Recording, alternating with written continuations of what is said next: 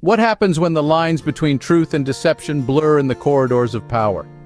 Today, we delve into the intriguing saga of internal strife within Zimbabwe's ruling party, Zanu-PF, where accusations, arrests, and fake press statements create a tumultuous narrative.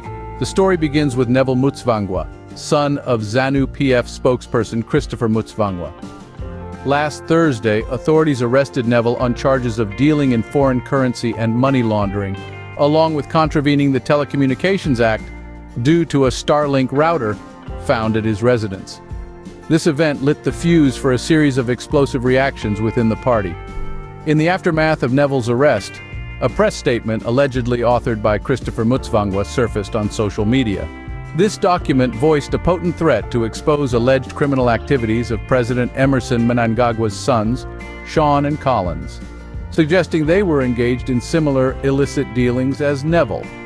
However, as the digital ink dried on this statement, Christopher Mutsvangwa openly refuted its authenticity, claiming no part in its creation. The plot thickened as the party itself also dismissed the statement as a fabrication. But the drama didn't end there.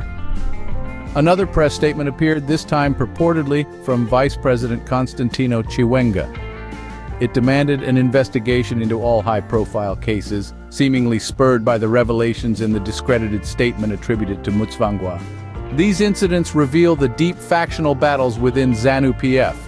Two major factions are at play, one reportedly backing President Mnangagwa, and another rallying behind his deputy, Vice President Chiwenga. Each faction appears eager to outmaneuver the other, using the media as a battleground for their shadow war. Disgruntled party members, feeling sidelined or threatened, have turned to crafting fake press statements as weapons to expose or exacerbate the internal rot, all under the guise of fighting corruption. In conclusion, the arrest of Neville Mutsvangwa set off a chain of events that exposed the underlying tensions and power struggles within Zanu-PF. Fake press statements and public denials have only added layers of complexity to an already volatile situation. This saga underscores the critical need for transparency and accountability in political organizations. When truth becomes a casualty of power plays, the very foundation of governance is at stake. In the realm of politics, where power and perception often intertwine, the search for truth becomes as convoluted as the narratives spun by those who wield power. As observers, we continue to watch, hoping for clarity in a landscape shrouded in shadows.